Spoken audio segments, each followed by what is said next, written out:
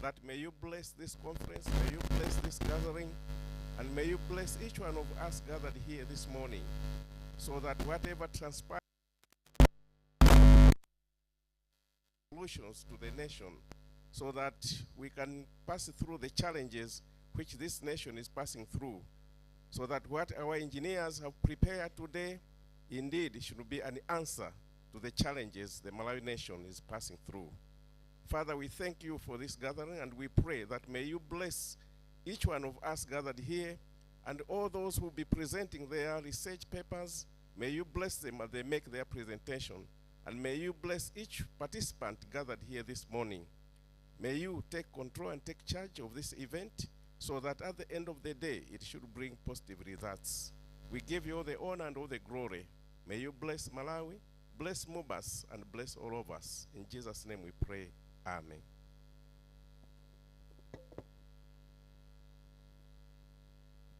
Thank you very much, Reverend Mbanga. Right about now, our guest of honor, distinguished guests, ladies and gentlemen, allow me to invite Engineer Associate Professor Ignacio Ngoma to give us his welcome remarks.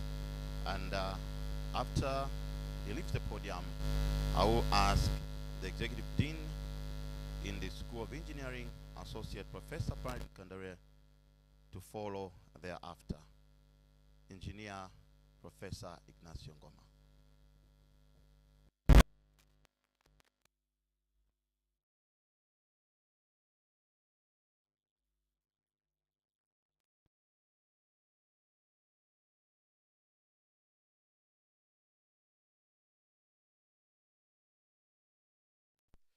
It was also very, very important conference. Let me start by welcoming our guest of honor, Engineer Joseph Kalwekamo, representing the Ministry of Energy. Most welcome to Mubas. Our Vice Chancellor Representative, Associate Professor Kamdaya. Our keynote speaker, Professor David Olkani. Welcome you to Malawi. Thank you very much for honoring to give the keynote speaker for this conference. The sub-keynote speakers, Associate Professor Ade Gumpachika, we thank you for honoring this function today. Engineer Gerard Konje, CONCIC, welcome you to this school again for coming, Mubas. The other sub-keynote speakers, Dr. Glenn Malunga and Enyi Malwari, will be joining us later. They are on their way. Executive Dean of School of Engineering, Associate Professor Bernard Mukarawire, thank you very much. Engineer Dr. Witness Culture, Executive Dean School of Built Environment, most welcome. Our School of Business and Economic Sciences,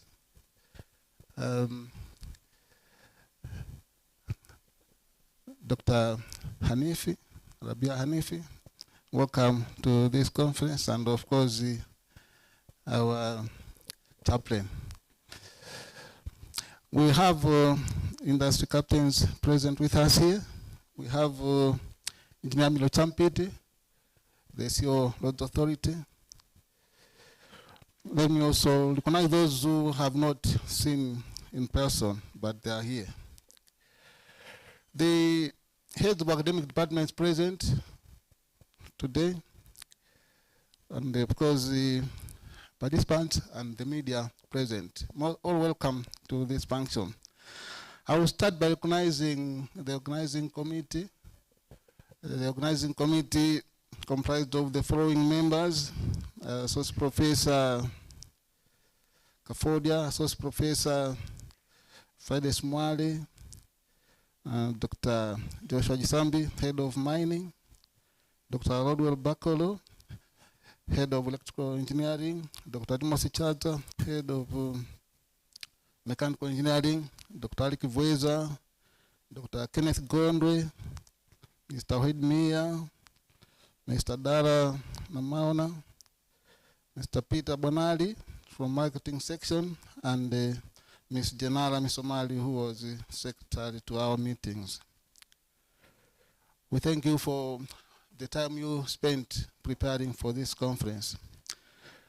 Guest of honor, it is important also to thank sponsors. This year we have sponsors, the Regional Water Board, who have already committed their funds to the conference. We hope the others will be remitting their funds soon.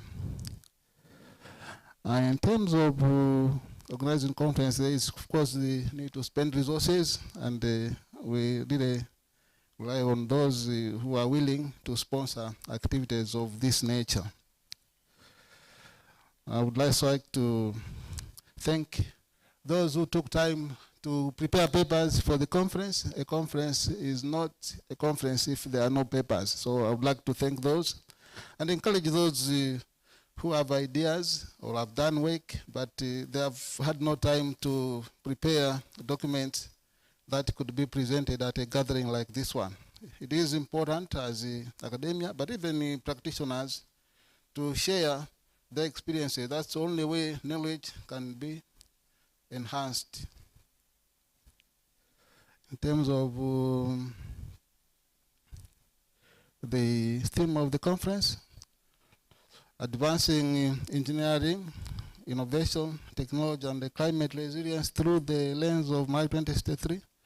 We know that as a country we have that development agenda, and so as a school we believe that if we try to share what we are doing and we can be able to reach out to many people, the country may be able to attain Malawi 2063. We know that there was Malawi 2020 vision. Most people think that we didn't manage to get what we had desired at the time. So I believe that with conference like this one, we may be chipping in slowly to build a block that can be used. They would say in construction that to build a structure, you need a single block, then you have a structure. So with this one, we think that we can be able to contribute towards that. Today, after the opening session, we'll have panel sessions. So we'll be guided at the time where to go. Otherwise, the guest of honor, my task really was to ask the executive dean of engineering to give his vision for the school. Thank you very much for listening. Thank you so much.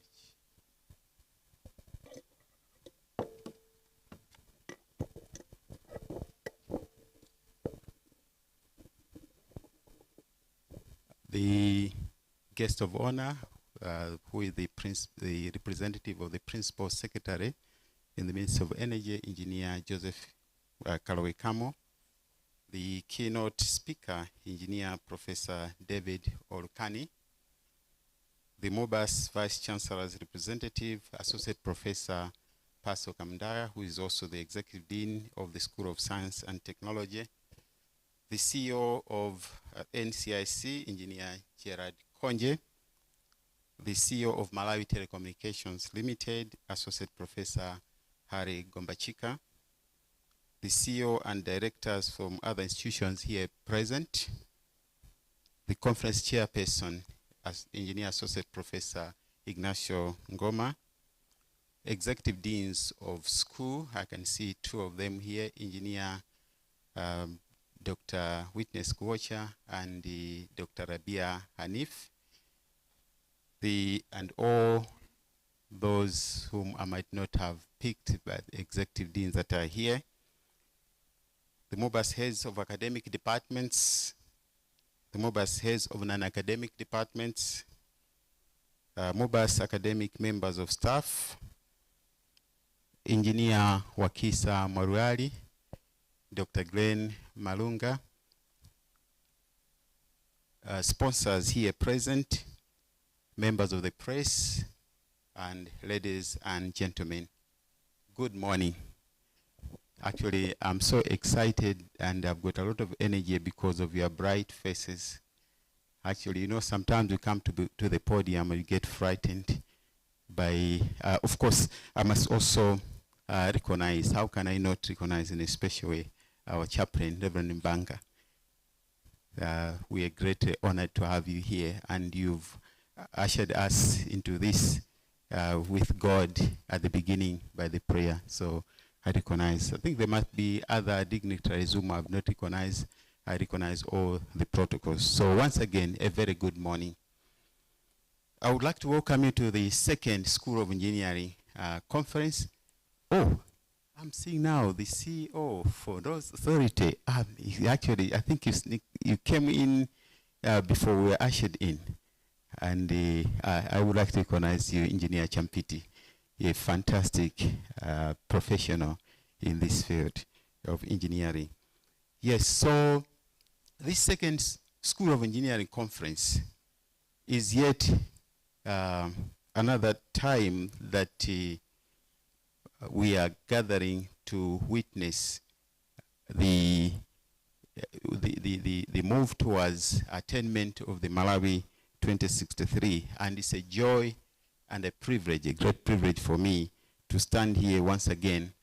Last year, around the same time, I think it was around 8th of May, we were here again.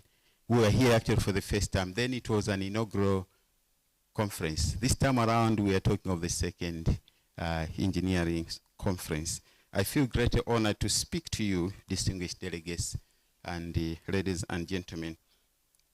This year's School of Engineering conference under the theme Advancing Engineering, Innovation, Technology, and Climate Resilience through the lens of Malawi 2063 promises to be yet another defining moment when we see the academia and industry working towards the attainment of the Malawi 2063.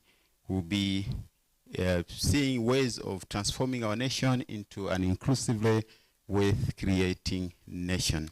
And this one gives quite a lot of joy. And I would like to thank you all for your presence. I would also like to ask all delegates to be vigilant and to actively participate in the unpacking of the conference through the sub-themes. We have got very great sub-themes. For example, we have water, sanitation, and environment. We have energy, mining, and industry, construction and transport, ICT, artificial intelligence, water, and health. The onus to develop this nation is in all of us, or on all of us. And if we don't develop this nation, then no one will be able to do it for us. So you see that Malawi University of Business and Applied Sciences, MUBAS, is actually keen to ensuring that there's advancement in the attainment of Malawi 2063. This is so evident in the vision as well as the strategic plan of the university, which I believe as the VC comes forward will be able to take us through.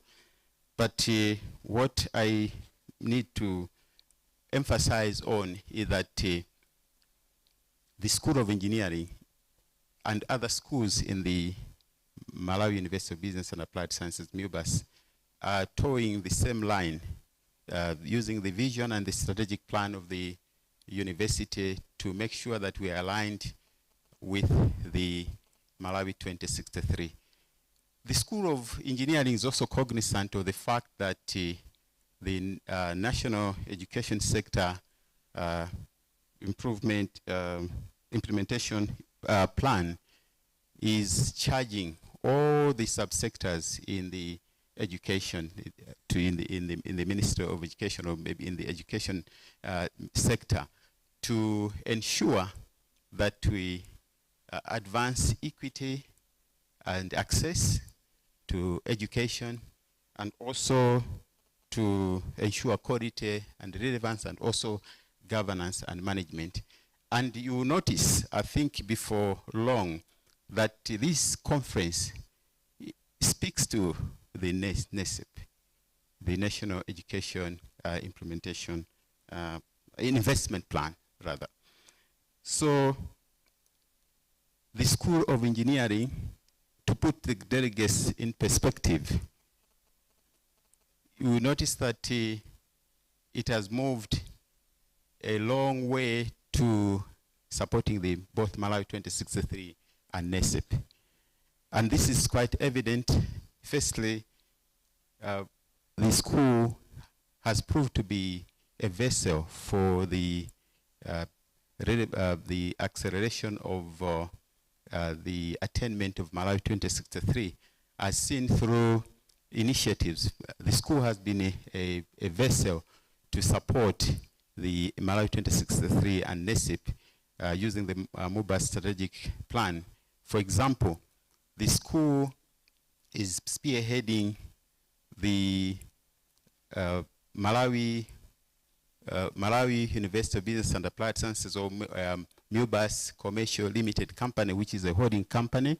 I'm sure some know about this, but others may not know that the university is engaging in ways of diversifying its economic base, financial base, but and at the same time to ensure that it creates a platform for engineering students to be trained and to get hands-on experience. Under the MUBAS Commercial Limited Company, there are several subsidiaries. One of them is MUBAS Mining Limited, which has undergone environmental and social impact assessment, and it has passed that stage, and the exploration was done, and that the initial activities will be taking place in Balaka, where the university is planning to be mining limestone and also to be able to produce lime for agricultural activities, and at the same time to be able to later on in the long run to be producing cement. So these are some of the activities within the MUBAS Commercial Limited.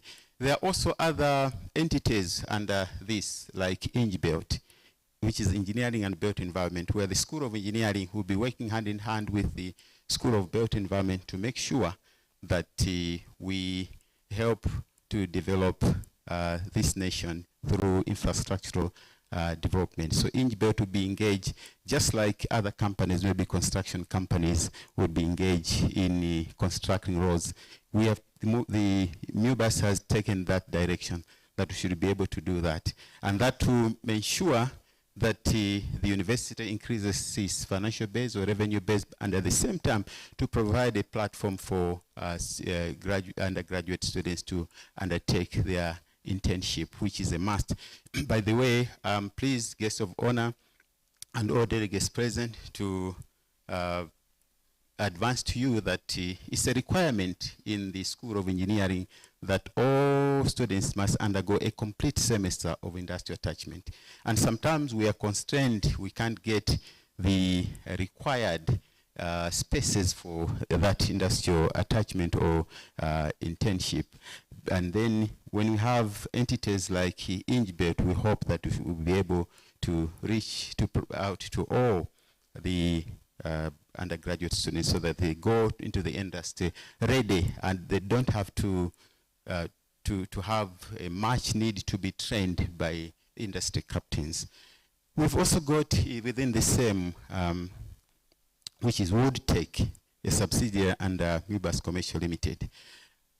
In addition to that, distinguished guests, ladies and gentlemen, the School of Engineering is also spearheading a number of initiatives which MUBAS has put in place. One of them is agricultural mechanization, addressing pillar number 1 of Malawi 2063.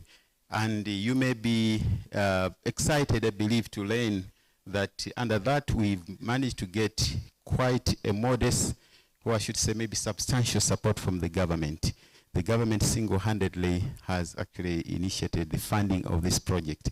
It has provided funding to the tune of a few billions, for which we are constructing a factory at Wenera, which will be used to construct, to build agricultural machinery, including large-scale tractors. At the moment, through the Agricultural Mechanization Unit, which is headed by our own Mr. Mia, a tremendous work is being done there. A handheld tractor has been produced, and now the team is in the process of actually developing an improved version. We're also moving towards producing a planter. I think the planter has been produced, and we're also moving towards producing a harvester. If we can't do it, as I said earlier on, they say the proof of the pudding is in the eating. We believe as MUBAS and as School of Engineering, we have been a sleeping giant.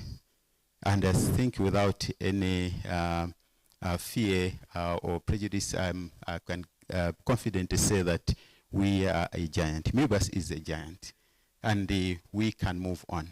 And we believe that we carry on our shoulders anything to do with infrastructure development, engineering, innovation, and technology. The school is very, the university and the school, has got a lot of talent, a lot of departments and schools which can cater for any problem that, or can solve any problem that the nation faces, from information technology, artificial intelligence, and all kind of things. So that gives us quite a lot of energy to move on, because we have the support from the government, and we really thank the government. I know the representative of the PS, Engineer Kaloi Kamo, will take this across again. And distinguished guests, ladies and gentlemen, for a long time, we have been relying on donors, that is external donors. But you know what happens when you rely on external donors? You don't get the best. Because in a way, I think without beating about the bush, we are in competition in this global world. And who would like to support the competition? None at all. And the government of Malawi has demonstrated that. When we went about to seek assistance for the development of Agricultural Mechanization Unit with the PS and the colleague Mia, we moved around to bilateral partners to the Malawi government. We couldn't go, we couldn't get anywhere. We're just getting stories. But when the government, the Malawi government, noted that we are so passionate and we are in alignment with Malawi 2063, immediately, actually, the meeting actually didn't even take 10 minutes. They said, this is what we want. And guess what? We are getting state-of-the-art machines for the factory that is being installed at Wenera. So currently, conversions are taking place. Conversion of the building that will be housing those machines. And we had a team about a month ago which went to South Africa. The equipment manufactured in Germany, they have landed in South Africa. We had a team which went to inspect the machines, and very soon they'll be coming. These are state-of-the-art industrial type machines, not toys that sometimes we get when we seek external funding. This actually is a step forward. This will be in addition to the Unipod, which is our iconic infrastructure. And I have seen that on the program somewhere, there is a slot where delegates will be going to see the campus, and you can't afford to miss the Unipod. That one is our flagship.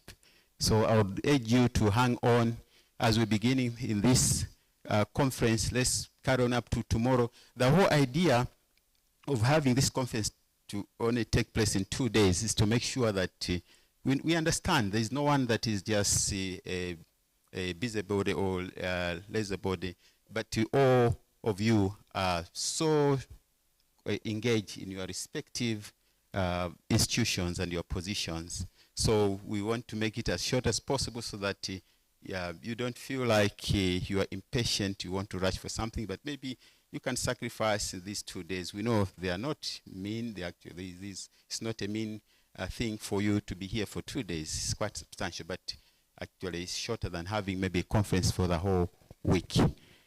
So secondly, just to demonstrate how we are aligned to the NESIP and the Malawi 2063, the School of Engineering in the past few years, like 10 years or so, has grown so much, has grown tremendously.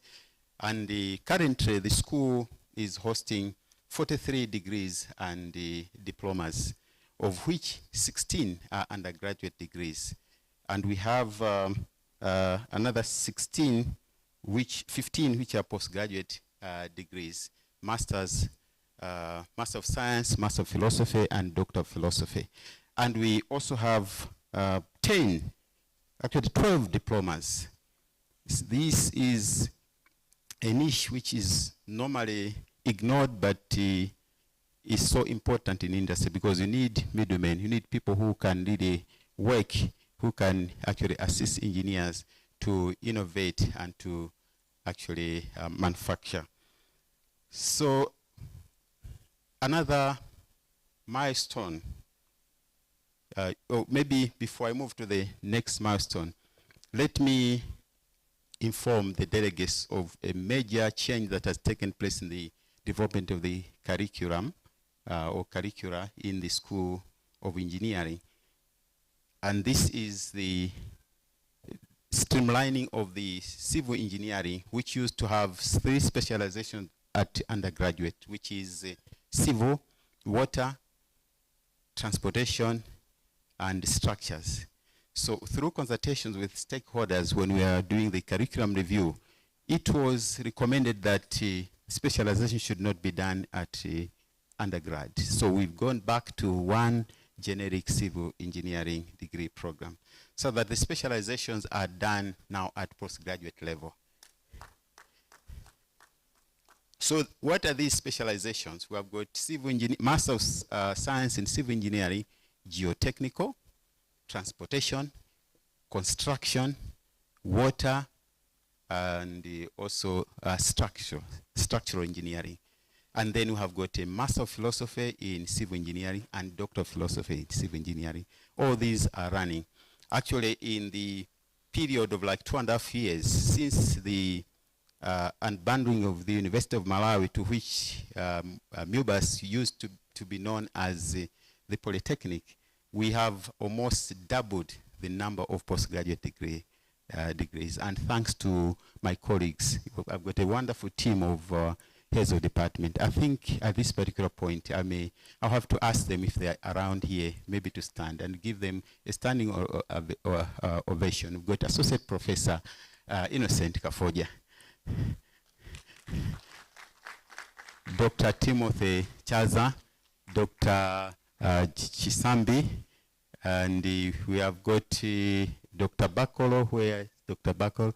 So Dr. Joshua Chisambi, who is the head of mining engineering, Dr. Timothy Chaza, who is the head of mechanical engineering, Associate Professor Innocent Kafoja, head of civil engineering, and Dr. Rodway Bakolo, the head of electrical engineering. So we have got 4 departments which are anchoring these 43 degree programs. So thank you so much. I think the round of applause needed to be more resounding. It's a fantastic team. Sometimes you have to acknowledge when people really give all their all to provide this support. And coming to something else that is linked to this conference. Last year, for those who were around, I made mention that we had submitted a proposal for the establishment of a journal, which was going through the approval processes. I'm pleased here now to stand to tell the delegates that we have full approval and the journal now is actually being operationalized. That is the Journal of Advancements in Engineering, Science, Innovation, and Technology. I think science, innovation, technology is in trouble really. The School of Engineering is pushing in this frontier. So, as I conclude, I would like to give special vote of thanks to the conference chairperson and his committee for working meticulously and professionally to organize this conference. It's not been easy. Please, let's give them a round of applause. I know there are few here, some maybe they are outside there managing the protocols and whatsoever, but we take it from me that we really appreciate the great work that you've been doing. And also the presenters for submitting the papers. Already the chairperson indicated that without papers, we can't have a conference. Indeed, we can't have a conference. At least we need something which is a base on which to work. So without papers, we can't have a conference. It should just be like any other chat. And thirdly, I would like to thank all the delegates for the support. Without you, we can't have a meaningful engagement, or we can't have meaningful engagements.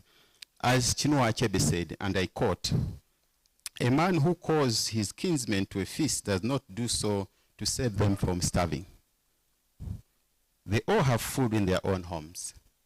And he further goes on to say, "When we gather together in the moonlight or moonlit village ground, it is not because of the moon, because every man can see it in his own compound. So we come together because it is good for kinsmen to do so." And that's the end of quote from Chinua Achebe. He's a fantastic author. Now, I want to bring it into perspective that we have invited you, distinguished delegates, ladies and gentlemen.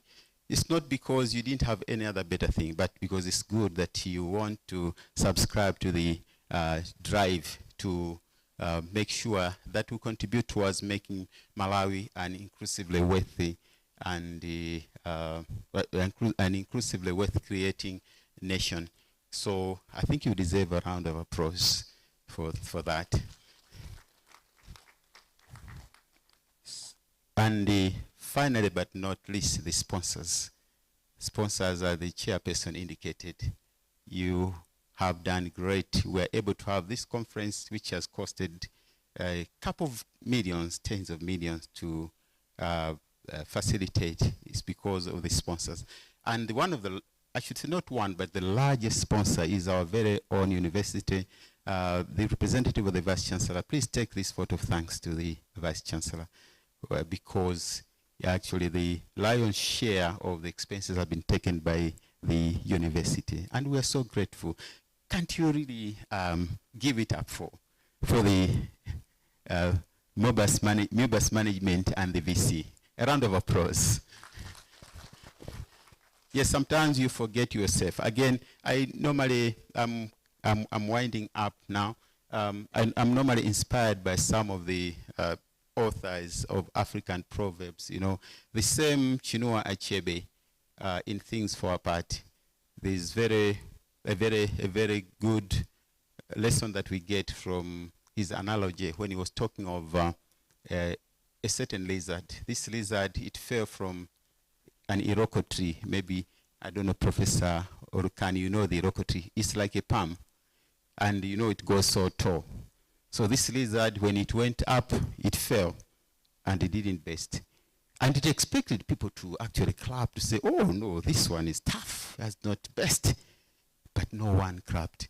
So it went, after going around, shaking around, it shook itself and said, "No one has praised me, I'm going to praise myself." It praised itself. So that's what sometimes we have to give a round of applause to ourselves. So distinguished guests, ladies and gentlemen, thank you so much for your attention. I hope that you are going to stay put and you enjoy the conference. I would like to thank you for your attention. May God bless MUBAS, may God bless us all, and may God bless this beautiful country, Malawi. Thank you so much.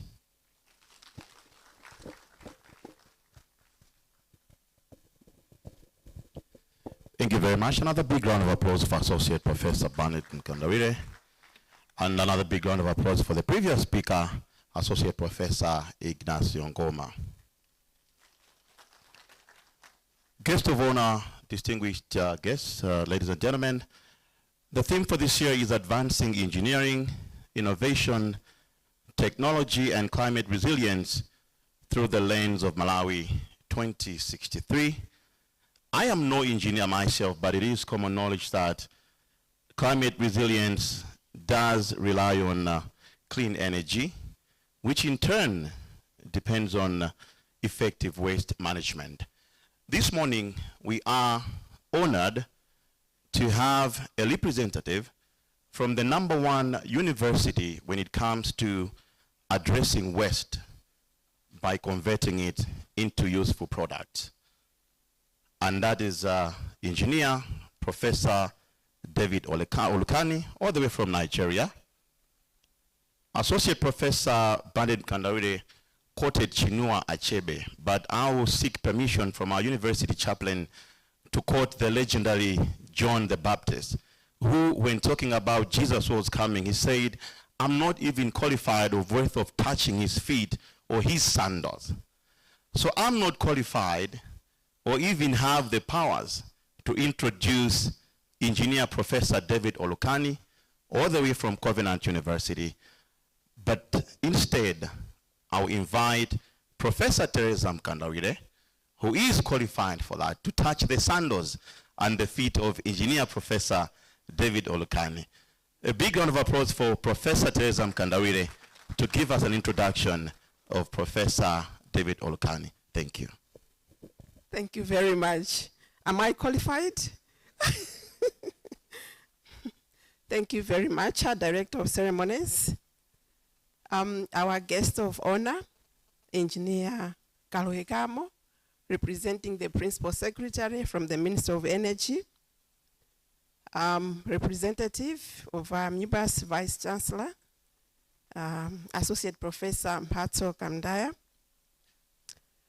our Executive Dean for the School of Engineering, Associate Professor Bernard Mkandawire, our keynote speaker, Engineer Professor David Olukani, the Chief Executive Officer for Malawi Telecommunications Limited, Associate Professor Harry Gombachika, the Chief Executive Officer of the National Construction Industry Council, Engineer Gerard Konje, the Chief Executive Officer for Roads Authority, Engineer Champiti, Chief Executive Officers here present, directors, members of staff, our conference organizing chairperson, Associate Professor Ngoma, and your team, executive deans here present. I see Engineer Kuocha and Madam Hanif, members of staff, our sponsors. We have Dr. Malunga, members of the press, ladies and gentlemen, good morning.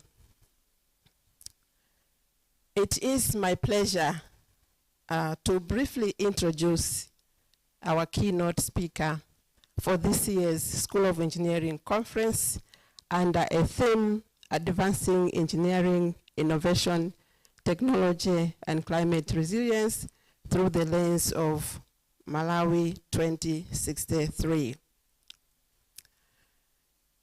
Engineer Professor David Olukani is a distinguished professor of civil engineering with over 20 years experience in academia and industry.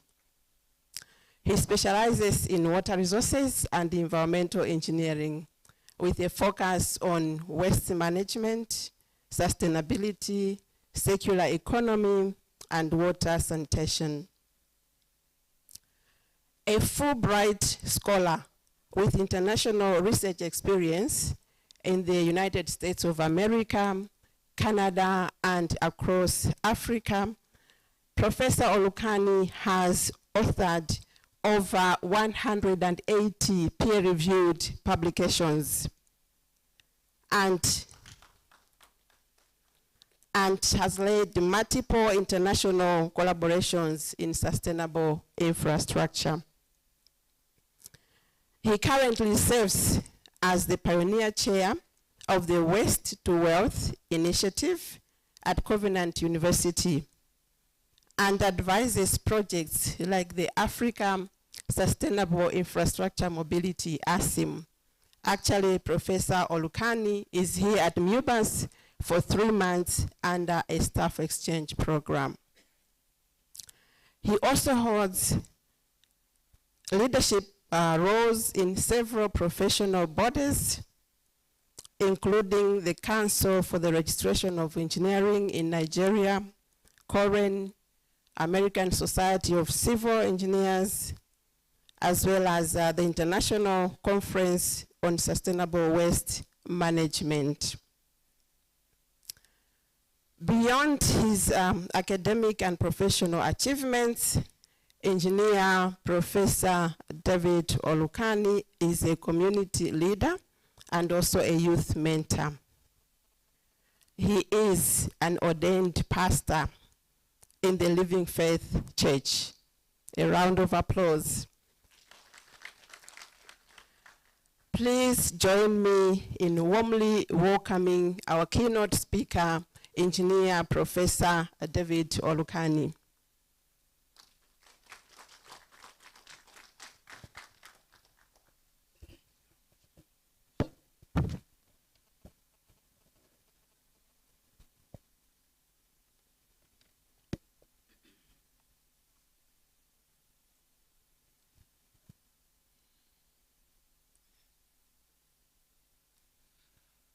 Good morning, everyone here today.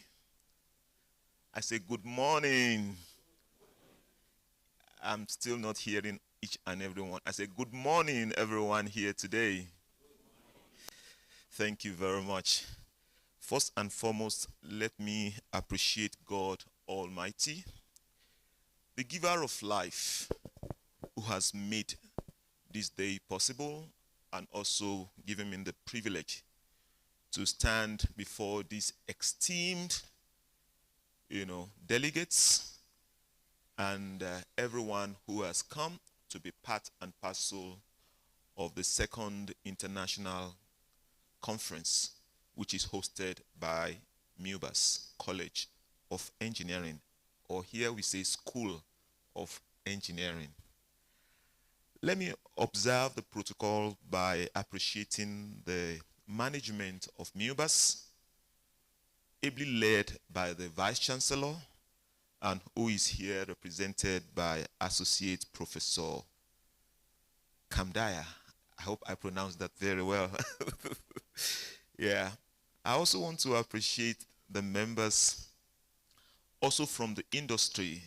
I may not be able to mention the name, particularly, but I recognize you, sirs, because I know you are also from the industry. Particularly, I heard that's the PS, I also want to appreciate the Dean, Executive Dean here now, of the School of Engineering, Associate Professor Mkanda Wiri. I want to appreciate my host here, Professor Teresa Mkanda Wiri. I want to appreciate the School of Engineering and also the conference organizing committee, ably led by the chair, for counting me, it's a privilege which I do not take for granted at all. It's very rare because I know there are several people across the globe who can be called to come and stand to present a keynote like this. But as God will have it, God has given me favor in their sight to make me stand before this esteemed audience this morning. Also, I want to appreciate the Department of Civil Engineering, which is ably led by the head of department, Associate Professor Innocent Kafodia, and also appreciate all the organizing committee and the delegates who are here seated this morning. And for those also who are joining us online, you are all welcome. Will you want to give yourself a round of applause for being part of this meeting? I am here today to just do a simple assignment, and by the grace of God, in the couple of weeks back, we have a privilege also to present a public lecture, which is also related to Malawi Waste to Wealth Initiative. And I know that also went across board. And today, again, I'll be touching base with that because of some persons who were not privileged to be at that conference. The title or the theme of the conference is very well understood. And don't let me forget the media and the press who are here this morning as well. I celebrate you for being part of this program, and for every other person whom, for one reason or the other, I may not know the names or who they are, but I recognize everyone.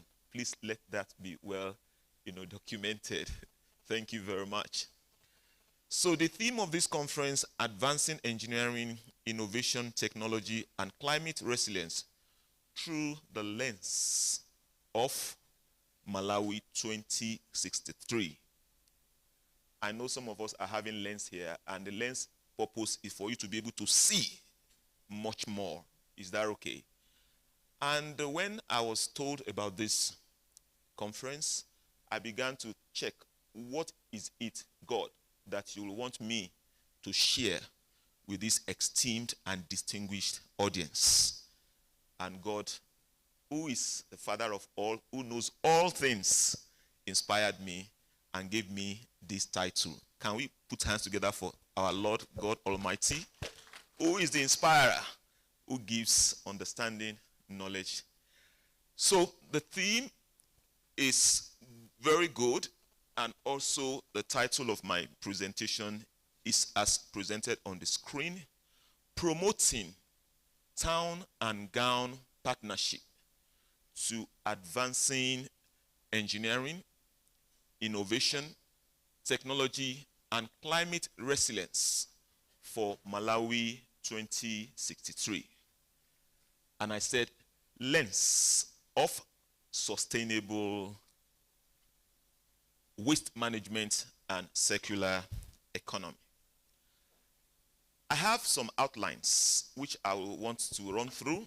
If you look at my outline, kind of long, right? I'll be speaking first about the objectives. Why are we here, and why is the presentation? Vision and God's perspective about this Malawi 2063. I'll be simplifying the title also, and also talked about the university and industry roles, benefit to the academia and industry, example of collaboration and their types, Malawi population and some statistics, and sustainable development goals, and I have them all, outlined. I would say, if the purpose of a thing is not known, abuse, they say, is inevitable. So why is this presentation? Number one, I want to synthesize on the importance of synergy between industry and what? And academia, on ways to advance engineering, innovation, technology, and climate resilience for Malawi 2063. Number two, to stress the mutually beneficial collaboration where universities and businesses work together to achieve common goals. And number three, speak through the lens of waste management as a focus on developing innovation and sustainable solutions that are both environmentally responsible and economically viable. And the fourth one is to promote excellence in waste management by enhancing environmental sustainability and sustainable strategies, as we have it on the screen. Please, 1 second, Ma. Can I have one laptop? Maybe so that I can face the screen. I mean, the audience. I don't think it's good back in the... Yes.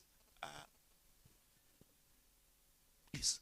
So that I can use my flash, and also because that is a bit far away from me. I have it here. It's just to use the computer to roll it. Please pardon me so that we can offload together.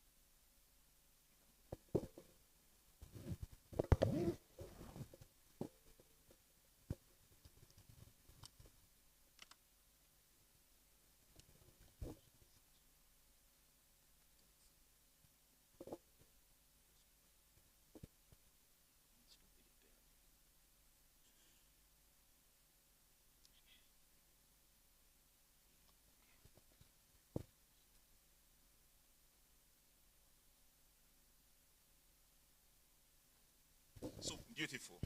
So we can run together now. So having spoken to the objectives, I have hit here Malawi Vision 2063. What is it? Perhaps there are some persons who for one reason or the other may not know, but here it is before us. Malawians desire and resolve to be an inclusively wealthy and self-reliant industrialized upper middle income country by the year 2063. So they can fund their development needs primarily by themselves, to be self-sufficient, independent. And I also quickly was thinking, which part of the Bible, because I told you God gave me the title, and it opened me up to Proverbs 29 verse 18. It said, where there is no vision, the people perish, but he that keepeth the law, happy is he. So that means Malawi has a vision. That means Malawi cannot perish. And this emphasizes the importance of a clear direction and purpose for individuals, communities, nation, and which I believe will extend to the world at large.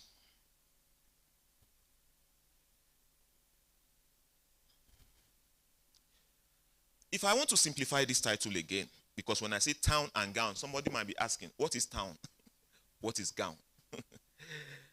I say again, it's promoting partnerships between the municipalities, the industries, and academic institutions to advance engineering, innovation, technology, and climate resilience for Malawi 2063, looking through the lens of sustainable waste management and circular economy. I have decided to look through that lens because we must actually look at a niche so that I can drive home my point. And for us who are in electrical, mechanical, and every other engineering field, we can see where the niche of ours, and we can actually collaborate.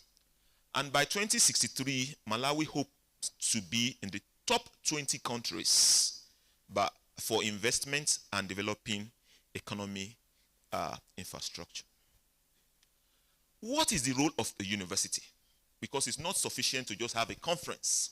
We must understand why we are doing conference. I know a number of us here, we are researchers, we are academia, and the truth be told is that what you have come here to present, right, is an outcome, of what you have done in your laboratory, right, on your computer, in your research field, and what have you. And that's what you have come to present here, to showcase what you have done. However, for a university, we are known for three basic roles. Number one, to teach. Number two, to do basic research. And number three, community impact. In another, we might say community engagement. If you do good research, you will know it will impact on your teaching. If you do good research, it will have community relevance, right? Beautiful. That means that is the central point. For industries, the major role is to do applied research and development in commercially viable application. If I may do a quick check here this morning, how many of us are from the academia? Can we just raise our hands? Academia. Beautiful. We can drop hand. So how many are from the industry? Oh, beautiful. I'm so happy about this. How many of us are from the government? Okay, beautiful. Okay, how many of us are from the financial institutions? Because without that arm, money is the driver for which any vision can actually. So we can take note of that as the conference organizers to invite the financial institutions, so that moment we have an idea, something to do, easily we can approach them and they will understand whatever we are doing. Is that okay? Beautiful. So there must be mutually beneficial collaboration where universities and businesses work together to achieve common goals such as research, innovation, and education. This collaboration involves sharing resources, expertise, and ideas to address real-world problems and advance knowledge. What is the benefit for academia? Number one, access to real-world problems. Industry collaboration allows academic researchers to focus on practically industry-relevant issues, leading to more impactful research. Enhanced curriculum, because whatever curriculum you are designing in the university, right, you know that it is industry relevant. Not that when students have graduated from the universities, they get to the industry, they want to go through another cycle of training. Funding and resources. Industry funding can actually support research projects and provide access to equipment and facilities. Let's look at the benefits for industry. Access to scientific knowledge and expertise. Industry can leverage the expertise of university researchers to solve technical challenges and develop new products and technologies. Innovation and development. Collaboration with universities can foster innovation and development of new ideas and solutions. And the third one, talent development. Universities can provide a pipeline of skilled graduates for the industry. What are the examples of collaboration? Since I am happy that we have both the industry and also the academia here. Universities and companies can partner on research projects to address specific challenges in the industry. This is signposted for advancing engineering, innovation, technology, and climate resilience for the goal of Malawi 2063.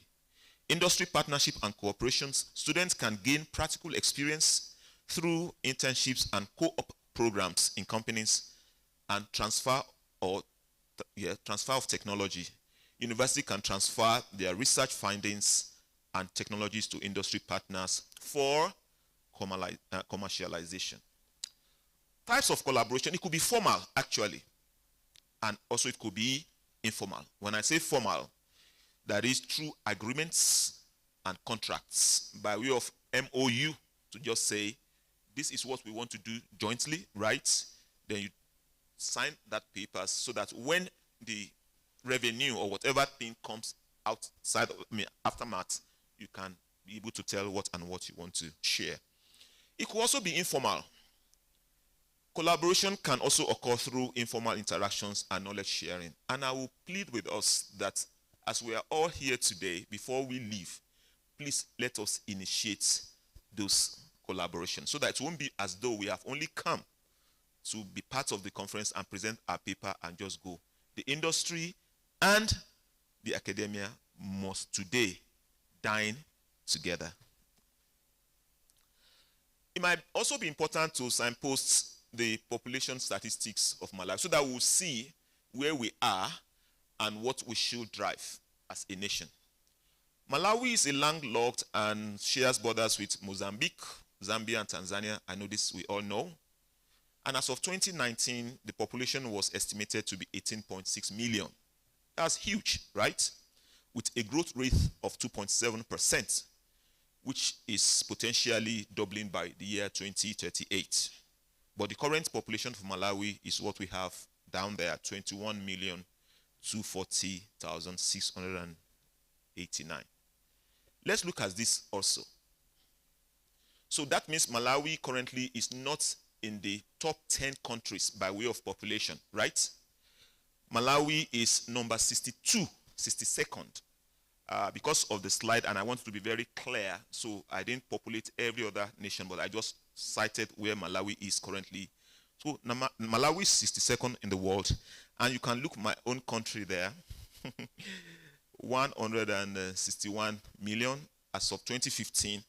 And by 2100, that is year 2100, our own population will have reached 733 million. And that is huge, right? So, and also Malawi's population will have also arisen heavily. Let's also come to this again. The world cities by population, so that we see where Malawi is again by 2100.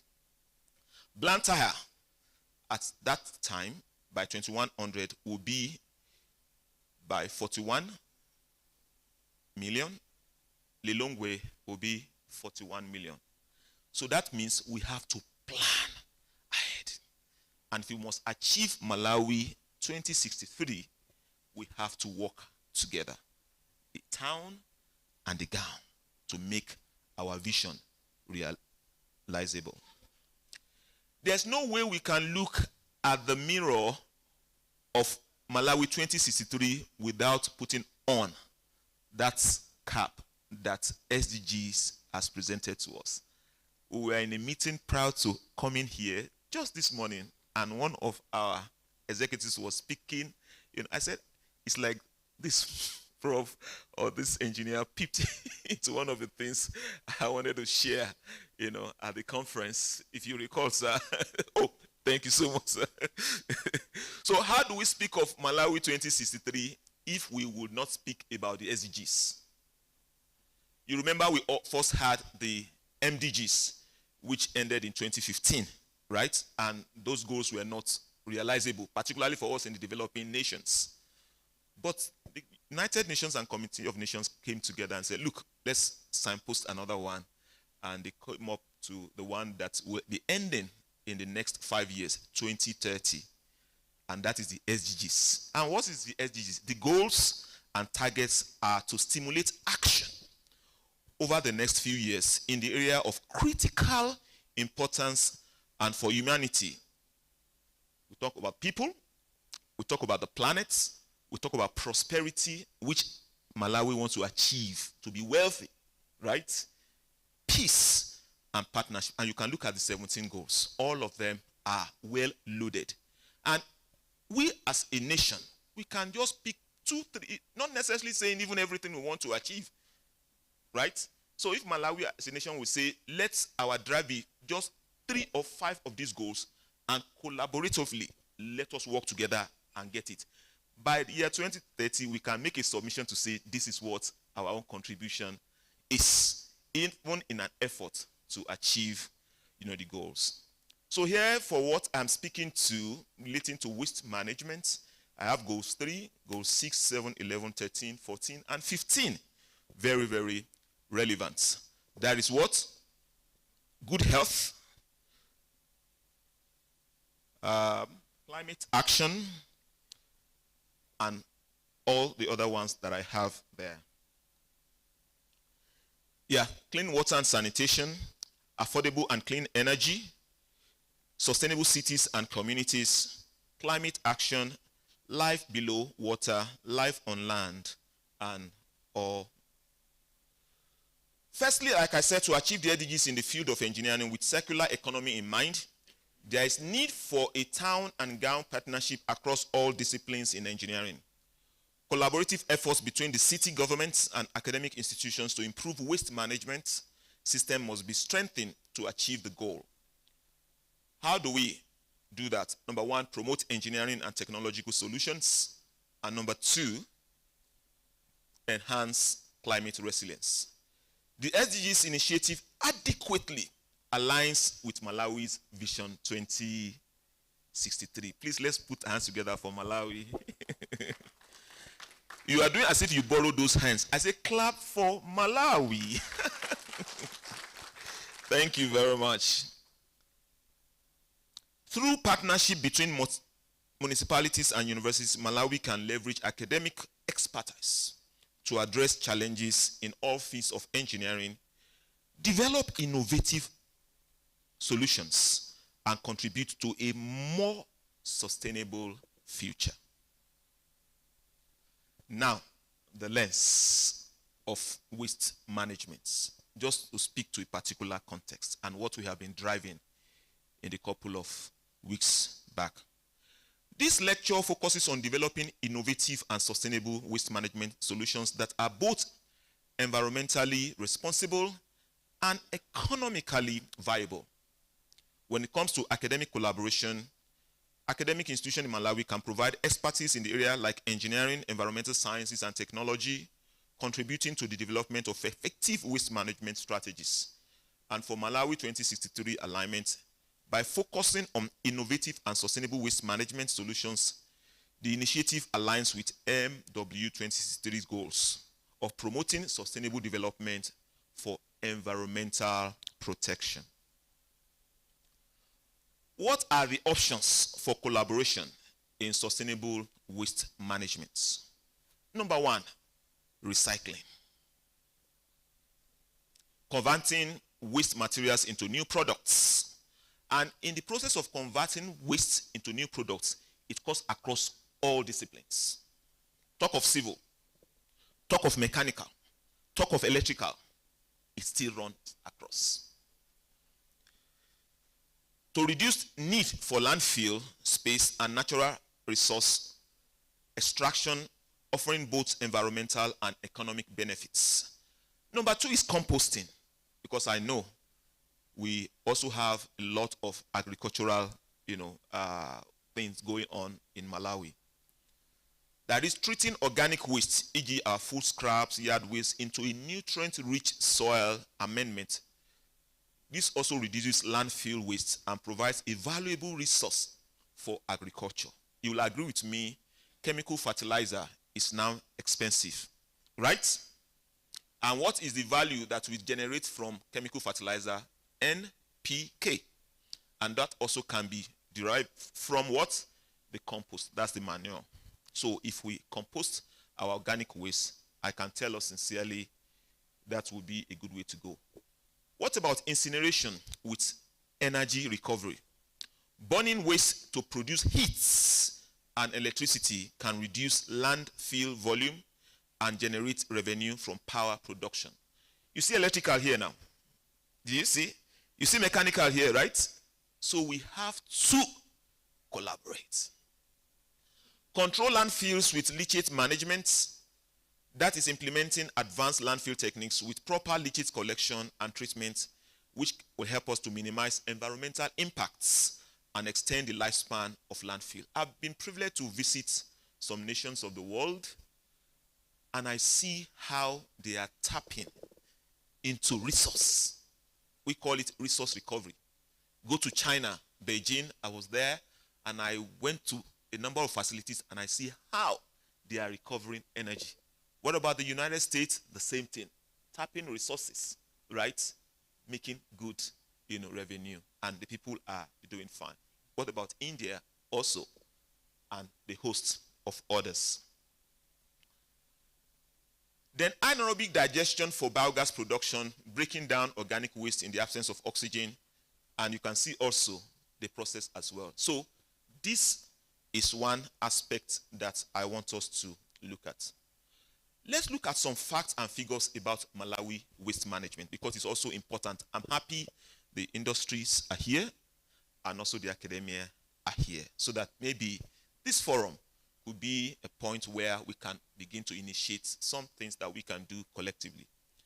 The 2004 National Environmental Policy and the Environmental Management Regulations, that was in 2008, states that everyone has a right to a clean and healthy environment and should promote it.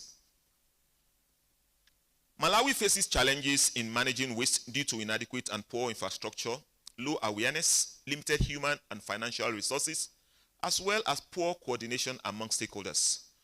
And it is estimated that an average waste generation rate is 0.5 kg per person per day.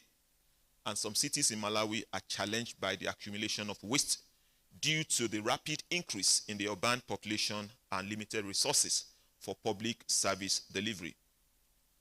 Most of the waste generated, where they are coming from, household, marketplaces, towns, cities, and what have you.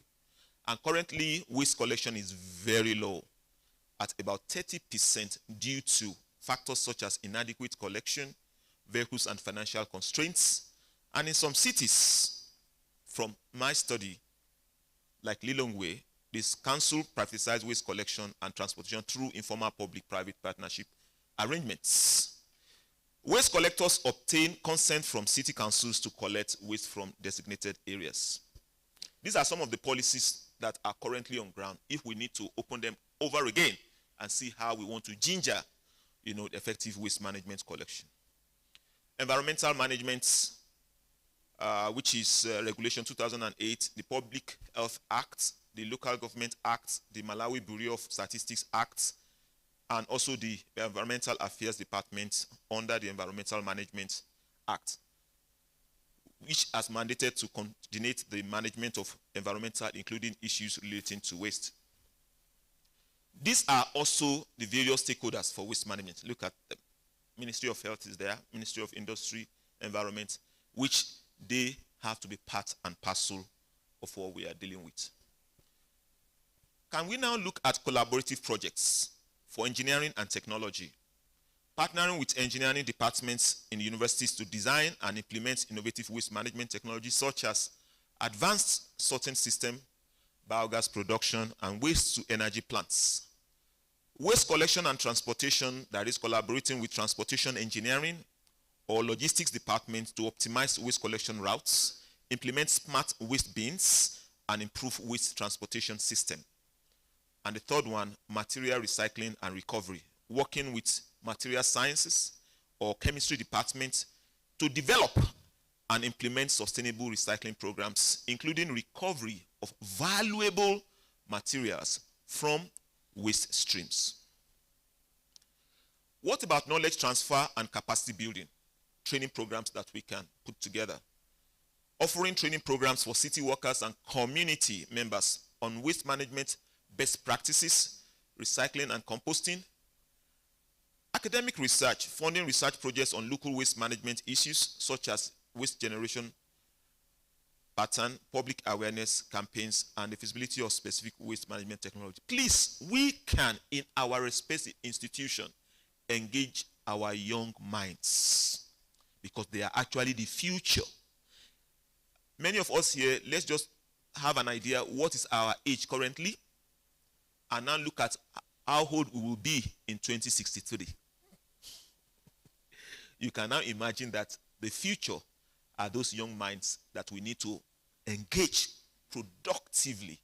And that is why, by the special grace of God, we have been reaching out to schools, which one of those we went yesterday to sensitize them and let them know about this concept of effective waste management.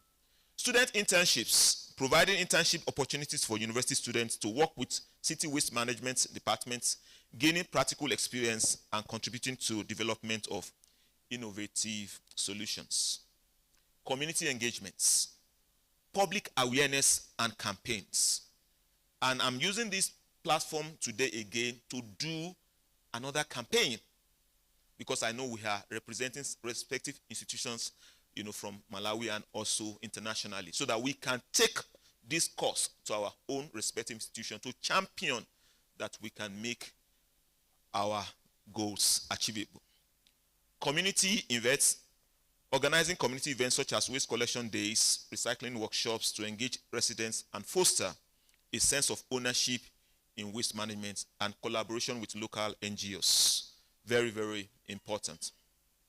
Then, climate resilience. Incorporating green infrastructure solutions such as urban forests and green roofs to improve air quality. These are projects that we can engage our people. Manage stormwater runoff and reduce the carbon footprint of waste management. I'm so excited because I didn't see the program, but I can see the sub-themes of the conference. They are all resonating around the things that I'm mentioning. And that's why, once again, I want to give all the glory to God for the insight, to this, presentation. Renewable energy, exploring the use of renewable energy sources such as solar and wind power to power waste management facilities and reduce reliance in fossil fuel. If it's just this one thing we can do as a nation and we do it right, we are good to go. It's just for us to come together. And you know, the word of God says, in as much as these people will be of one language and of one speech, there is nothing that they have imagined to do that I will restrain them from achieving once we come together. Waste reduction and prevention, promoting waste reduction and prevention strategies such as composting, reuse programs, as earlier mentioned. See what we see on our streets. This is not good, right? I define solid waste, any material in the material flow pattern that is rejected by the society. And let's look at solid waste management by way of definition.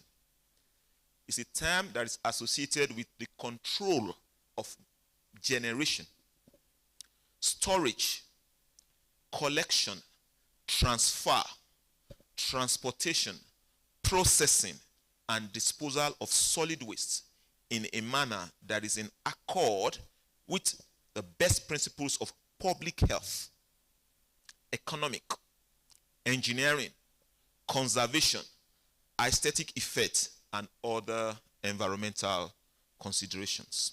Look at what I have here as a chart. There are functional elements in waste management, and there are critical elements. The functional elements, they are not so critical. Everybody generates. This morning, people have generated waste. Yes, right? People store, maybe commingle the waste they didn't sort. So it's still part of the functional element. Collection, maybe we have 1, 2, 3, 4 points here, people collecting. But the place of processing and disposal, that is the critical, where actually the money is. Real deal. So if you can engage in the place of processing, converting the waste into wealth, or recovering resources from what we term waste, then that is where, you know, and it all involves all the engineering fields that I've also mentioned. We visited the ASIM team. The ASIM team visited the Mombasa Uniport, and we saw some of the facilities that the university have here. Fantastic.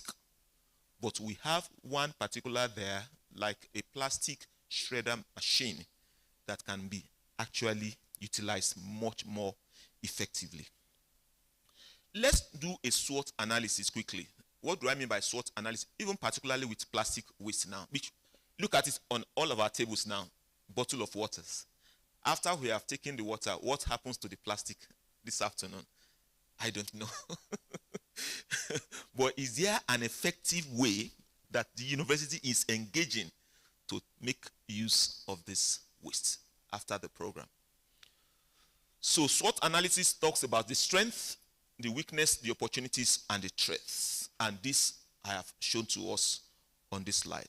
For the strength, private sector involvement in plastic waste management, we can engage. For the opportunities, there will be employment. And for the weakness, maybe lack of political will. So that means we need government agencies here as well, and I'm happy they are represented, so that when our proposals, when our ideas come to the table of the people who are, you know, hitting the, they will say, let the eyes say, and the eyes have it. So by the time we are getting to that point, you know, we have our proposals scaling through. The threats is the financial constraint. So how can we do with all of this as engineers? So reason why both the public and private sector lack commitment is what I've enumerated here. Limited knowledge on recycling benefits, inadequate infrastructure, budgetary constraints. And the solutions are the things I have itemized before now. There must be strong campaign to change attitudes towards waste management. Town and gown partnership, very key. And need for strong support to transition to circular economy. Is that okay? These are my third line. With the fact and figure, it is then appropriate to mobilize the entire communities and invest in best waste management practices by way of what? Exploration, innovation, and education. And there is need for collection of critically needed data, not only to better characterize and comprehend this issue, but also to work alongside communities to better understand and address the issues nationally. Very, very important. Another thought line, we must provide science-based actionable information to help local and national governments. Very, very important. There must be a novel approach, something new, right, to tackling waste management issues, and should be interdisciplinary with environmental engineers working alongside ecologists, the social scientists, the tech experts, the educators, and communicators who bring new approaches, insights, and perspectives. And I said Uniport facility is a very rich experience. There must be evidence-based, context-sensitive solution to this issue by shifting the paradigm of how and what we think about waste. We must also eliminate or reduce what we do not need, improve what we need, and create a more circular materials management system. These are sources of solid waste that we know, from residential to commercial to municipal to construction to demolition, and also to agricultural waste. Now I bring the Covenant University experience, because it's very good to bring the context so that we can, I know a number of us, like I said, were not part of for our duties, could not be part of the public lecture, but this is another opportunity to present to us. Covenant University was established 21st of October year 2002, and the Waste Initiative was commissioned in October 2014. And as a university, as a community, is a huge community, right? We generate a lot of waste, and the population of the institution is about 17,000 people, and also on Sundays, worshippers in Canaan land, about 100,000 people. The question that came to mind is, what has the developed nations done to turn waste into wealth? Number one, they have simply invested in effective waste management and sanitation operations. These are some of the schools, institutions overseas that I have been privileged also to visit and see what is going on here. And that idea, we brought that to our institution. And MUBAS has commenced the program already, and next should be from the other universities that are here well represented. These are the motivations for the program, and these are why it is important to us. These are some of the materials in the waste stream, and you can see these color-coded bins, which we also have here at MUBAS already. The prospect that we have for each of those, and you can see, what is going on in our own institution. And for the organic waste, the manual, you can see people engaged, and the plastics also put together, the different colors and set together. And students also engaged in turning those plastics and making good products, even from the waste being generated. And these are some of the ongoing projects to tackle plastic pollution, even in our university.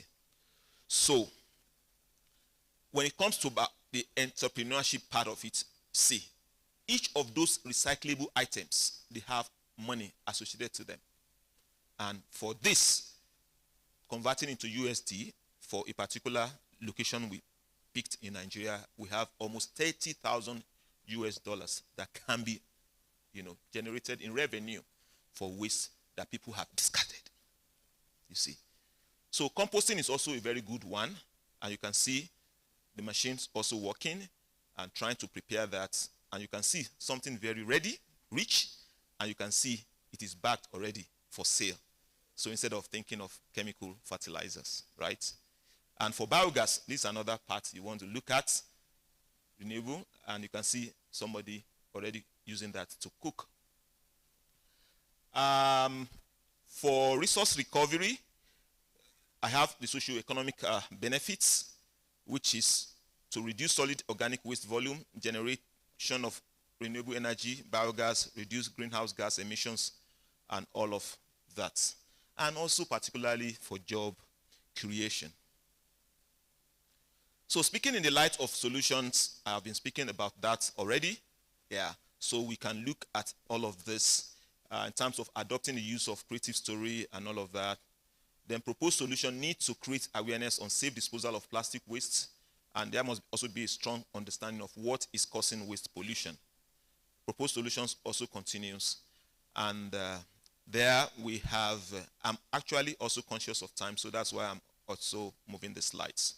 So we must be able to influence government policies and management plans with the potential to have significant influence on effective waste management. These are the people who are actually, enforcing the whole thing. So instead of starting with them, I think we can also even start from the lower part, right? By way of practice, which eventually can also influence the what? The policies. Some of the references for which we have gathered, and these are the way we have been engaging our students, reaching out to them. Engineering Students Week, we communicated with them. This was the title of the, presentation for the public lecture, Malawi Waste to Wealth Initiative. And we talked about sustainable waste management strategies for resource recovery through innovative technology and entrepreneurship. And let us clap for MUBAS because that has actually started in MUBAS. Please, can we see on the screen to that part? I think I've jumped all of this. Go.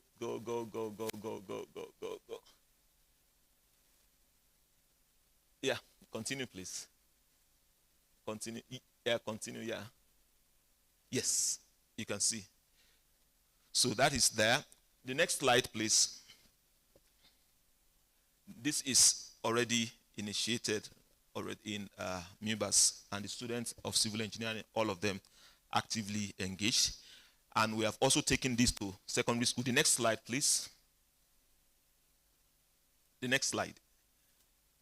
Yes. So we were yesterday at Stella Maris Secondary School, where we also, engage this, because like I said, look at our age now and look at 2063. So those are actually our field soldiers who actually help us to drive much more what we are talking about. And you can see, let's move the next slide. You can see they also are all engaged, and the students are very, very excited to see what is going on. And the next slide, please. You can see them all, very, very excited for the. So I want to use this moment to appreciate now. I'm coming to appreciation, wrapping up. The European Union for the ASIM project, the grant we have for the mobility of all team members. I want to appreciate the MUBAS management ably led by the Vice Chancellor, the School of Engineering Management and the Executive Dean, the School of Engineering Conference Committee, Department of Civil Engineering and MUBAS, and also the members of local and regional council that are here present, and all conference delegates and participants. And also appreciating my wife and children who have given me that opportunity to be here to present. But before I leave, there is a video, please, on that. Just 1 minute. Is on that. Yeah, yes, you just let me go to that video so that we can see what happens at Covenant for our people to see. It's on the slide.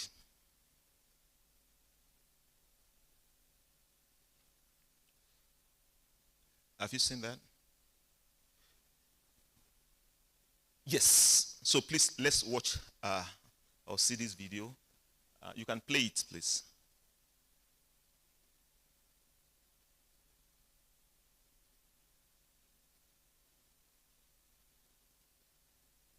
Just click on that button. Yes. You click on it. No, just click on that. Don't really move the highlights. No, just, just click on the free space surrounding that, the free space. No, the free space to your right, totally.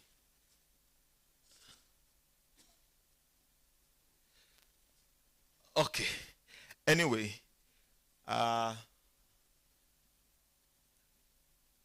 it should be able to play.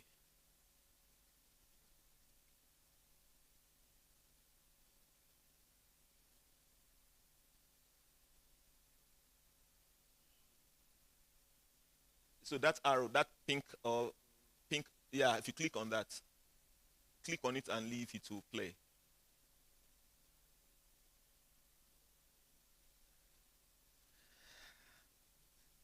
I don't know why it's frozen there. But in any way, maybe another opportunity will come someday and we can share, the slides with people so that they can be able to see that video. But I would have loved us to, see that video. It's not running, right? Please, pardon me, sir.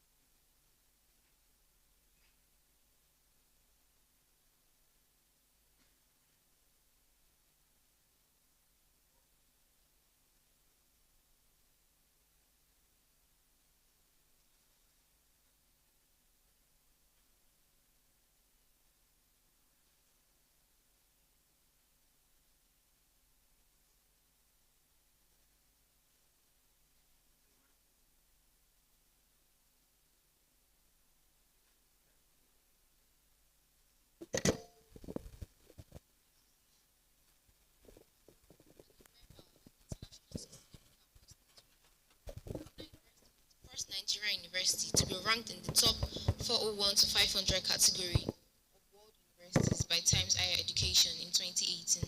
The university, in line with having a sustainable campus environment and the SDG Goal 11, Sustainable Cities and Communities, came up with the Waste to Wealth initiative to promote excellence in the university's waste management and recycling operations by enhancing environmental sustainability.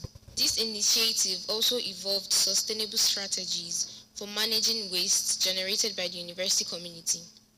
The initiative commenced with installation of colored waste bins in the campus for collection of sorted waste materials from source within the campus. The focus was on 3 major solid waste streams within the campus, which are PET bottles, waste papers, and domestic wastes. 2 memorandum of understanding were engaged for a sustainable process of handling these wastes within the campus to enable job opportunity, entrepreneurship, as well as ensuring environmental sustainability. The PET bottles are usually sorted and grounded using a grinder or are baled using a baling machine for further processing by one of the collaborating companies, Alchem Nigeria Limited, Lagos, into other useful products. The waste papers are usually shredded and bagged for processing into various types of tissues by another collaborating industry, Bell Papyrus Limited. The tissue products are being used within the university campus for this sustainable process. The initiative for the domestic waste covers the composting process in the university farmland that is used as fertilizer at the university farm when garnered. Covenant University has also embarked on some other projects on the platform of student body called the Enactors Club. The team's ongoing projects and its intention activities is to scale up the initiative that will give an accepted waste-to-wealth solution for PET bottles, thereby creating an enabling environment for people to thrive and succeed. Thus far, Covenant University can boldly enlist as a sustainable campus that reduces the menace of solid waste within the globe. Thank you very much. And I appreciate your time once again for the conference organizers, the leadership of the university for giving me this rare opportunity to be the keynote speaker at the 2nd International Conference of the School of Engineering. Thank you very much, and God bless you.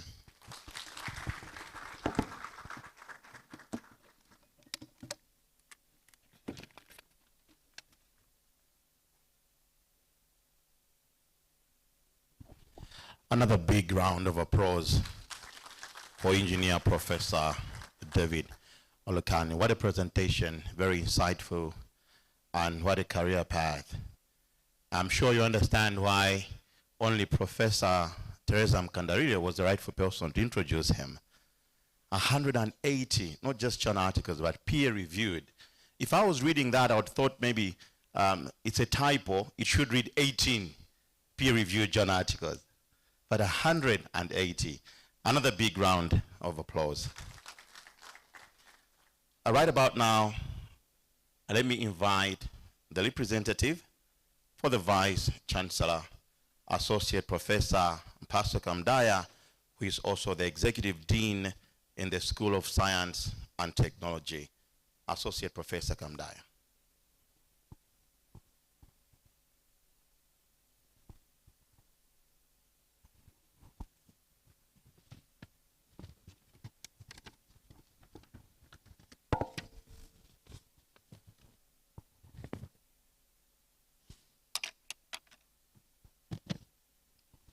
I hope it's still morning, so before I start my remarks, allow me to say a phrase in Chichewa, and I will ask my brother leader, Bennett, to translate.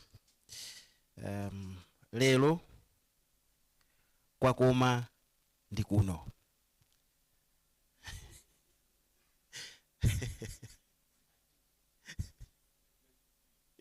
Yes. Our guest of honor, the Principal Secretary for Ministry of Energy, representative of the PS, Engineer Joseph Kalwekamo, the Director of Liquids, Fuel and Gases. We acknowledge your presence, sir, and feel welcome. We are greatly honored to have you in this conference. Our keynote speaker, Professor David Olukani from Covenant University in Nigeria. Thank you for honoring our invitation, sir, and thank you for such a wonderful and inspiring lecture that you have just shared with us. Let me also recognize Professor Hare Gombachika, CEO of MTL. We know that he is actually feeling at home because he's our very own. Let me also recognize Engineer Gerard Konje, the CEO of National Construction Industry Council, Dr. Grain Malunga, if you are present, Engineer Wakisa Mwalwali, who is also present, and the CEO of Roads Authority. You are welcome, sir. All industry captains present, my fellow executive deans of schools present, heads of academic departments, the conference organizing committee chairperson, Associate Professor Ignacio Ngoma. Actually, I've been wondering if Ignacio is it Chichewa or is it English? You will let us know at some point. All conference participants, the media present, and the fellow, I mean, if you have got any students here, you are most welcome. Ladies and gentlemen, I have got some remarks that I'm going to make on behalf of our VC who is outside the country. First of all, let me share with you something that we already know, the vision for our institution, which is to be an inclusive, engaged, entrepreneurial, innovative, and research-intensive university. So you will notice that what we are doing today actually complements the vision of our university to be an innovative and research-intensive university. So I believe that to organize and hold a conference like this one, we are going to feast on the research results on different topics and themes and as organized. The mission of the university is to advance knowledge, professional competencies, and innovation through outstanding teaching, research, consultancy, outreach, and engagement with industry and stakeholders in useful ways. So what we are doing here basically fulfills part of our mission, because we are interacting with industry, we are engaging with industry as well. The university is committed to providing a vibrant and supportive intellectual environment that produces influential, entrepreneurial, and innovative graduates driving the pace of transformation locally and globally. I would like to believe that a gathering like this one actually provides that supportive intellectual environment where people will share the research findings, they will collaborate, they will interact, and of course share knowledge. Let me also mention here that I have noted that the theme for the conference has got some elements which are part of our core values. Our core values are excellence, integrity, discovery and innovation, entrepreneurship, responsiveness, and inclusiveness and diversity. Allow me to just highlight some of the main strategic goals for MOBAS. MOBAS' main strategic goal is to produce quality and relevant human capital for socioeconomic development through advancement of scholarship, enhancement of teaching and learning, and service to the global society grounded in research, professional competencies, entrepreneurship, and innovation. We have 6 strategic pillars as a university, and the pillars will actually enable us as a university to contribute towards the national development goals, which are teaching and learning.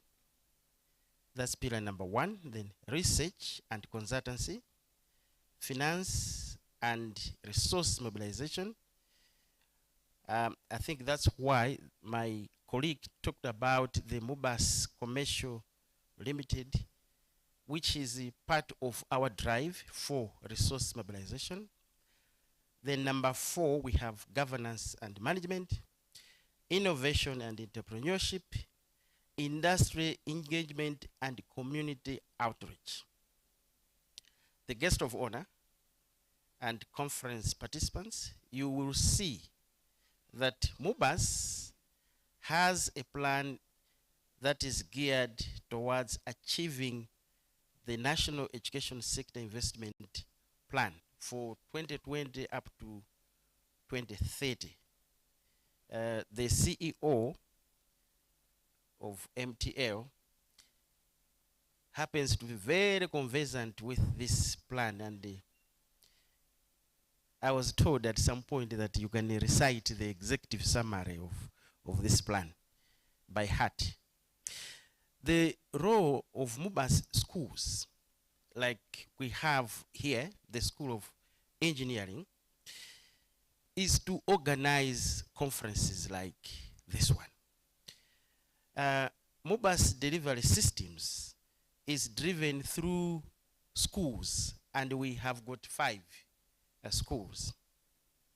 School of Engineering, School of Built Environment, School of Science and Technology, School of Business and Economic Sciences, School of Education, Communication and Media Studies.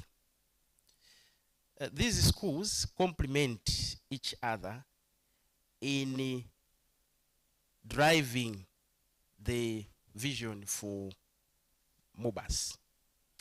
It is therefore great to see the School of Engineering running this conference, which is the 2nd annual conference after the first one held last year, whose conference proceedings are also the first by the school here at MUBAS.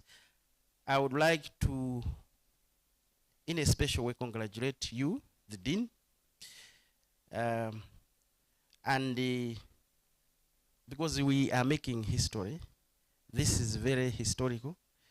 It's like you have set the pace for all of us to follow.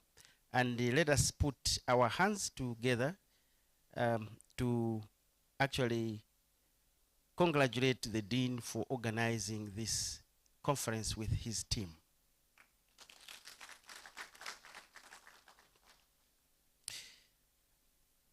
I would like to urge you, so I'm speaking as a VC. I urge you to keep this momentum going. May I also urge other schools to follow suit. So you will see more of these conferences actually being organized by schools. I was touched by the conference theme, Guest of Honor. The conference theme, which is Advancing Engineering, Innovation, Technology and Climate Resilience through the lens of Malawi 2063. You will notice that the theme itself and sub-themes actually attract researchers from other schools. And I will not be surprised to see members from other schools actually making presentations or contributing to this conference theme. In other words, the point that I would like to make is that there is power in collaboration. So we can collaborate, we can work together, and we can work with partners in industry in achieving the greater good of our nation. In closing, my role, guest of honor and conference delegates, was to welcome you to MUBAS and of course take you through on what MUBAS is in terms of the vision, the core values, and then strategic pillars of our university as we help government to deliver its role of developing the nation. Thank you for your kind attention.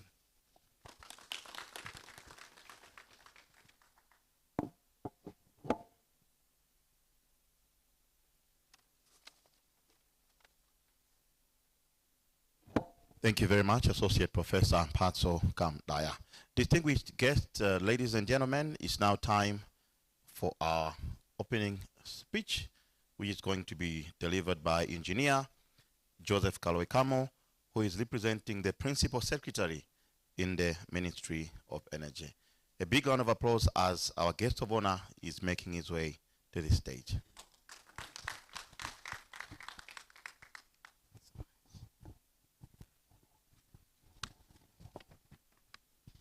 Thank you so much. Is it still morning? I wanted to say good morning. Still morning, eh? Yeah, just 25 minutes after 11, so it's still morning. Yeah, we can see that the previous speakers have generated the interest for us to dive deep into the presentations at this conference and also the discussions that are going to follow. So we need to quickly officially open this conference so that we can have those presentations and then the discussions. So I am humbly honored today to represent the PS for Minister of Energy, Engineer Alfonso Chikuni, to officially open this second annual conference for the School of Engineering hosted by MUBAS today and tomorrow. But before I proceed, let me recognize the presence of representative of the Vice Chancellor, Associate Professor Ampaso Kamdaya, our keynote speaker, Engineer David Olukani, our sub-theme keynote speakers, including Engineer Konje, Engineer Champiti, and also Associate Professor Gombachika. Industry captains here present, the MUBAS schools, executive deans, the heads of academic departments, the chairperson of the organizing committee, Engineer Associate Professor Ignacio Ngoma, media here present, distinguished participants, students, ladies and gentlemen. Let me join Associate Professor Kamdaya and also Professor Olukani in appreciating the leadership for MUBAS and also the organizing committee for organizing this second annual conference for the School of Engineering. The theme of this conference, as we are now aware of, resonates well with the path that Malawi has taken. It presents clear challenge to us engineers and even non-engineers alike to align our knowledge, our skills, and innovation with the ambitions set out in the Malawi Vision 2063. As you are all aware, engineering is a discipline that facilitates social and economic transformation. The design and implementation of energy, you talk of water, transport, and infrastructure systems are fundamental to supporting the three pillars of Malawi Vision 2063, namely the agricultural commercialization, industrialization, and also urbanization. So modern, innovative, and climate resilient engineering solutions are essential to accomplishing the objectives outlined in this Malawi 2063 vision. Therefore, us as engineers, particularly those from this university, from MUBAS, we need to play a pivotal role in shaping our nation's future through the achievement of the three goals of the Malawi Vision 2063 and the associated objectives. Being someone from energy, I need not overemphasize the need for engineering solutions in various sectors in the country, but notably in the energy sector. The energy sector in the country, distinguished colleagues, is undergoing significant transformation. We saw the unbundling of ESCOM to form a GENCO, to form the single buyer unit within ESCOM, and also the transmission and distribution business unit within ESCOM. So efforts are being made to diversify power generation, increasing the share of renewables in the energy mix, and also enhance the robustness of our national grid. But nevertheless, substantial challenges still persist. As you all know, more than half of the population is without access to electricity. And the reliance on biomass is proving to be unsustainable. To date, as we speak, only 25.9% of the population has access to electricity, of which 11.3% is connected to the national grid. And the remainder, 14.5%, is using off-grid solutions, which includes mini-grids, you talk of solar home systems, standalone, and even the Pico Solar products. Those small solar systems that we see, they do account for access to electricity in the country, because as a country, we adopted the Global Tracking Framework method of measuring access to electricity, which takes into consideration use of these small solar products we see on the market. Biomass energy, primarily in the form of firewood and charcoal, is the dominant energy source in the country, used for cooking and heating by over 87% of the population. So while wood fuel is generally sufficient, if you may say so, but regional imbalances still exist. We can find firewood easily probably in the north as compared to maybe this part of the country. And the unsustainable consumption of this biomass is a growing concern, which is leading not only to deforestation, but also increasing fuel costs and also affecting power generation, because most of this wood fuel is harvested in the catchment area for Shire River, on which we generate most of our hydropower. So the solutions to these challenges are found in engineering. So engineering is needed for developing efficient, sustainable, and economically viable decentralized mini-grid systems. It's also needed in designing affordable and modern clean cooking technologies. We also need engineering to increase generation capacity using various technologies, including the innovative green hydrogen technology. Professor Olukai took us to Weth.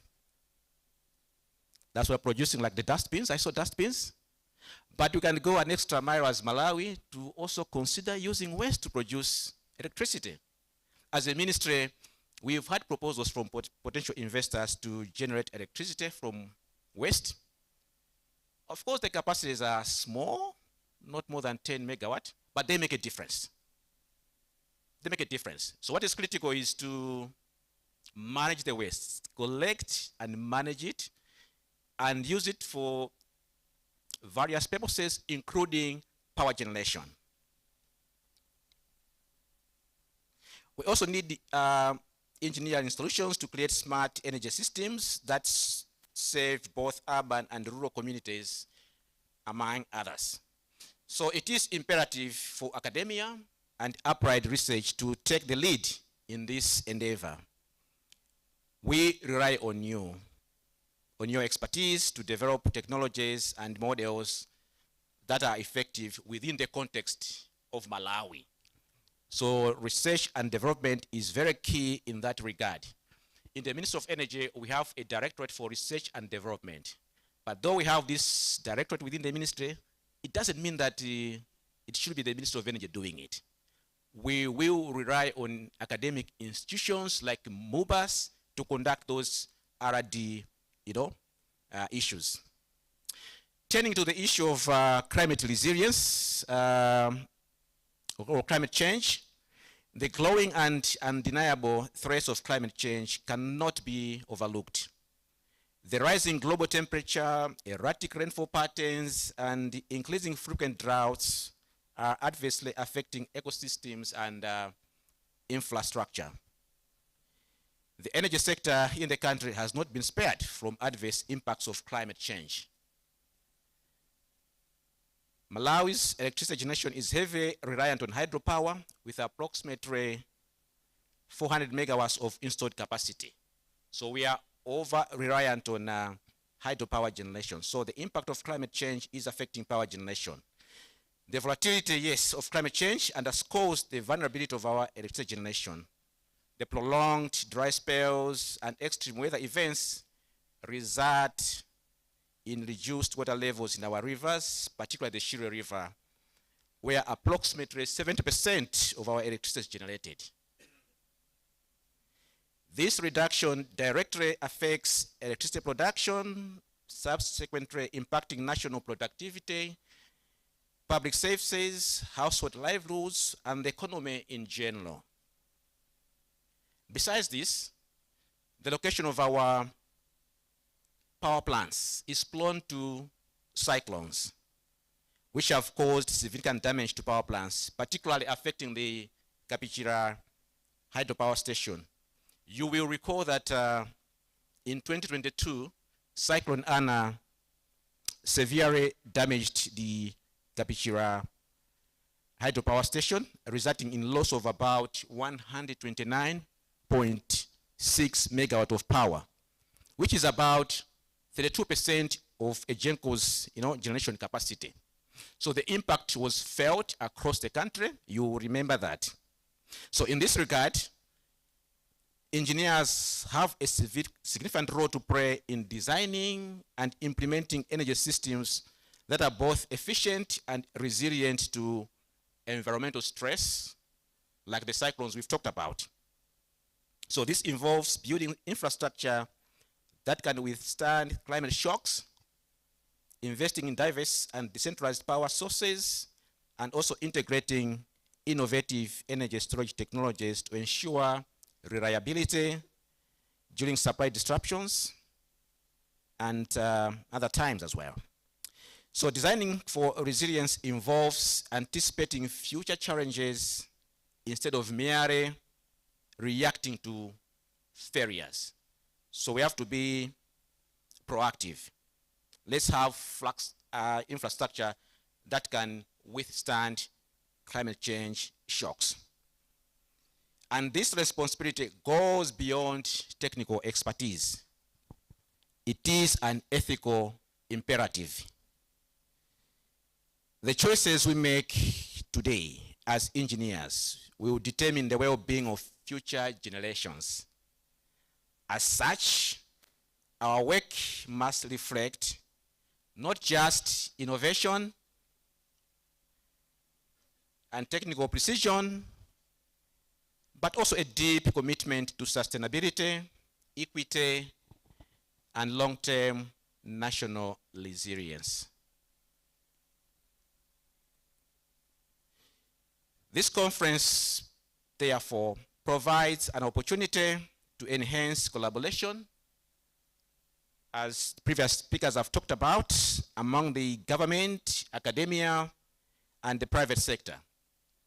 Each of these sectors plays a significant role in advancing Malawi's energy agenda.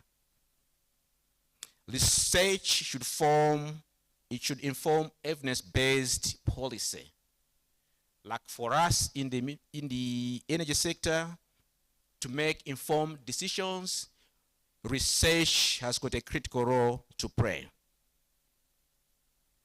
Innovation needs to be developed not just in labs, it shouldn't end in labs and also in classrooms, but rather should be translated into scalable enterprises that create jobs, improve service access, and build local capacity. As government, as the Minister of Energy, we are there to provide clear regulatory and investment frameworks that foster innovation, reduce risk, and encourage long-term partnership. Associate Professor Barnett Kandawire, you talked about, the need for support from government, we will take the message to the PS for Energy that there's need for support. But we're already supporting the initiatives. And we're looking forward to working with you as MUBAS. Like I said earlier on, we provide for R&D, which we can do, but we rely on the academia. We rely on universities like MUBAS. So together, we can create particular strategies that align with both Malawi's development goals and the realities on the ground. So we welcome institutions like MUBAS, whose cutting-edge research, technical training, and innovative solutions can contribute directly to energy planning, pilot demonstrations, and policy development. In conclusion, distinguished participants, this conference should not be seen as an isolated event. It should mark the continuation of a movement. This is the second one. We're looking forward to the third one, the fourth one, and the fifth one. And we'll be happy to attend. And this movement should lead towards having a safe, reliant, inclusive innovation and universal access to electricity or energy in general, and even saving other sectors as well. There's transport, ICT, and other sectors as well. Should be saved by whatever will come out from this gathering, this conference.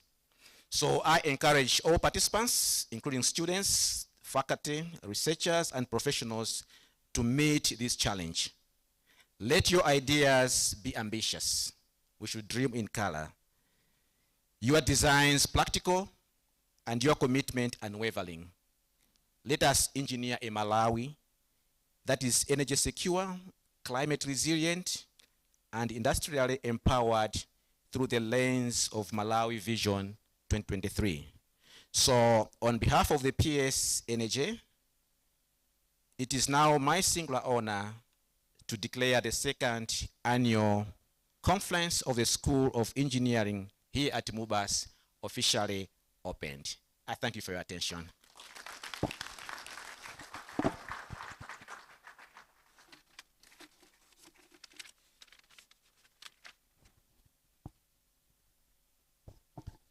Thank you very much, our guest of honor. Guest of honor, distinguished ladies and gentlemen, that marks the end of our morning session. That is the official opening of the second School of Engineering Conference for the year 2025. Up next, we are going to have a group photograph just right by the entrance of the main engineering building. And after the group photographs, we'll go for our tea break. And then from there, we shall head straight to our breakaway sessions. Now, I just have got two important announcements to make. Those that were allocated to be meeting in room E223 will be converging in room E221. Those who were supposed to be conducting their session in E223 will be having their session in E221. And similarly, those who are allocated to have their session in E225 will now have their session in E222. Those who are supposed to be in E225, you will be having your sessions in room E222.